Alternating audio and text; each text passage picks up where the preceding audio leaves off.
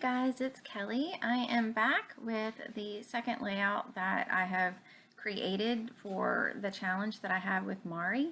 And this week our challenge was to use a silhouette cut file. And right now what I'm doing is I am just doing a thin layer of clear gesso on my background paper. And this is a pattern paper that I definitely wanted to be able to see the pattern through. It's a pretty paper by Basic Gray, and it has some peach and pink in it. And I just really liked it. So I wanted to be able to actually put some mist or some inks over top of it for that watercolor effect with the packaging technique. And what I am getting ready to show you now is what not to do with your cut files. So what I wanted to do was I wanted to play with my shimmers dazzlers that I had gotten in a hip kit. And I knew that the color wasn't quite right, but I wanted it to, what I was thinking in my head was that the thicker, it's like a texture paste with some white heavy body acrylic paint would give it a nice texture on top of the cut file. And you'll see I just add a little bit of red just to get it a little bit more of that kind of corally shade of pink. And the color worked out great, and applying it was great. And what I did is I tried to keep most of the little pieces, like the little parts of the O's, inside the cut file, because in my head what I was thinking is that it would be so much easier to put the paint on top of the cut file, because the lines on the the X and the O, the outline part, they're fairly thin, which is beautiful, but I didn't want, I felt like it would be a really difficult thing to paint it if it were completely like that. However, I didn't take into account that if you didn't catch it right before it dried completely, it would dry in like one giant piece, and I couldn't even rip the pieces apart to salvage the cut file. So I think that if you want to do this, that you need to not be called away like I was and be right on top of it, so that just before it really gets dry, you can take out those pieces, without messing up the texture. So at this point, what I decided to do is take some distress ink and use the packaging technique and just add a little wash of color. And I believe this is Victorian Velvet distress ink. It's a beautiful kind of peachy pink. And I just wanted it to be behind the cut file, because I knew that you were going to see behind the X and O's. I didn't want to fill it in with pattern paper. I wanted that to be part of the pattern. And at this point, I'm drying the distress ink because it reacts with water, and when you put it on and dry it and then put it back on again, you get a darker, more richer color than if you were to just do it at one point. So right here, you can kind of see how some of the little droplets, and I'm just kind of making some darker areas of the wash. You can see how that is starting to show. And when it dries, I really, really like the way that it dried. Sometimes when I do mixed media, I feel like I need to start back over because it just looks a hot mess. But this one, especially once I put the cut file on top, it was just exactly what I had in mind. Now the paper did buckle a little bit, but this is a Basic Gray, heavier weight paper. So when I adhere it down, I did use a lot of adhesive, but when I adhere it down, it pretty much is buckle free except for one slight little area. And I was so pleased with that. I just thought it was perfect. Now I chose the peachy color cardstock as my background because the Basic Gray paper, and there's one chipboard piece that you'll see me pull out in just a minute, had that peachy color and pink. And it's just not colors that I would have just normally put together.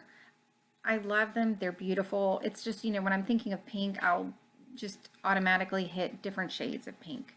And that's just my limited thinking. But when I saw this peach and pink, I thought, this is perfect to gather inspiration from pieces that you have, especially with colors that you wouldn't normally put together. So I did pull out my paper pad and that I got at Michael's for $5.99 when they had it on sale, and just decided I wanted to back the photo with a darker shade of pink. Again, just playing up on the colors and having that one little pop of the darker pink just to set my photo apart. So I decided that I wanted to back the photo in vellum just to take away a little bit of that brightness of the pink. I wanted you to be able to see it. I like when there's several different colors that you can look at. I just feel like it keeps it more interesting, and that bright pink played up on the heart that's on her pajamas, and I just thought with the vellum it was perfect. Plus the vellum introduces another texture to the layout. So I'm going ahead and getting things stuck down, and I can't tell at this point because my screen is a lot smaller if I have sewed around the edges yet, but I do sew around the edge of the background paper. Oops, I just saw the cut file move, so I know I didn't. But what I just did was I took some cheap craft foam from just, a big box store, and I cut it down to size behind my photo. And I have to say, this has been my new favorite thing now. It gives it a different texture, a different height than the pop dots that I have in the foam tape, so that I can like nestle things, and it's one other different layer, which I like just because I do layer quite a bit of my papers and embellishments. So I'm just taking my fine liner bottle, and I did this fast. Even at 4 times speed, it looks fairly fast for what I did. I just had little bits of glue, not a lot, and just kind of stuck down main pieces. If it skipped a part of the file, I didn't worry about it. I just wanted to get the parts that were, like curling up. And then when I do go and sew around the edge of the outside border paper to frame in the layout, I do some stitching that is maybe a little bit more difficult to see on when you're looking at the layout like this, but on the close-ups at the end, you'll be able to see where I just stitched through the middle of some of the X's and O's. And again, just for a little bit of a variation, a little more texture, a little more interest that is not necessarily introducing another color or another texture, since I already have that around my page. So at this point, what I want to do is have a little something underneath the photo, just that I can base my title. And my title is going to be so super original, not really, but it's just going to be sweet, just because I don't think of good titles a lot of times, and that was all I could think of, and it was a sweet picture, and the memories associated with this were as well. So this photo is just a photo that I just stumbled upon of my daughter, and I just loved looking at her little tummy sticking out, and her chubby little hands, and her cheeks, and you could see little curls sticking out, and it was just a sweet little picture, and that was just the reason why that I was documenting it. And I do tell a little story about how she used to cruise around the table and eat off of people's plates, and when it comes to the second child, you're not quite as strict as the first, I think, about keeping them in their high chair, and it was just a short phase that she did this, so it was neat that I could actually remember her doing that. You know, it was one of those fluke things that brought the story back into mind. So I am using some of the My Mind's Eye brads that came in the hip kit, and I just switched out the brad from that black heart.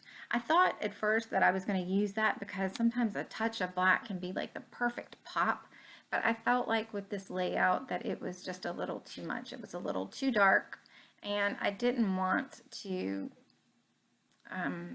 have that. I wanted it to be a light, airy layout.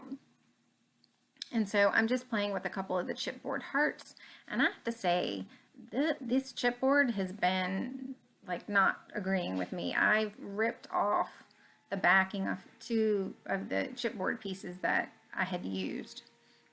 So I'm definitely going to have to use my quick dry adhesive to glue them down.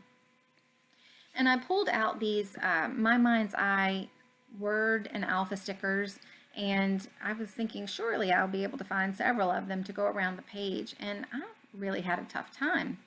I'm not sure why. So I was going to originally use the little alphas to add something to the title, like I think it was going to be So Very Sweet. And you see how difficult of a time I had getting it off. So I went and I'm trying on the other one, and either none would come off or the whole thing would rip off. And I thought, you know what, all right, I'm having a hard time with it. It's not bringing that much to the layout. So you'll see I'm like, nope, it's just not going to work. And I go ahead and go to my washi stash, and I just use a Recollections washi and tear it and put it in the bottom.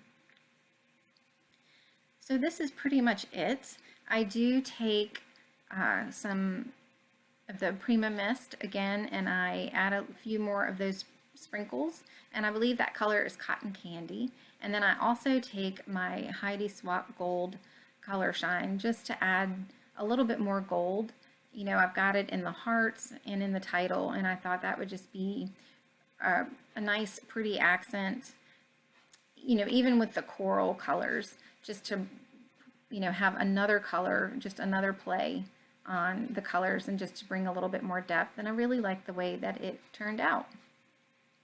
So thanks so much. I hope you guys are enjoying this challenge, and if you have not checked out Mari's video, please do.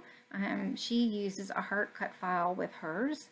And if you do something, you know, in response to our challenges, please link us up or let us know, because we would love to see it. So thanks so much, and I hope you guys have a great day. Bye.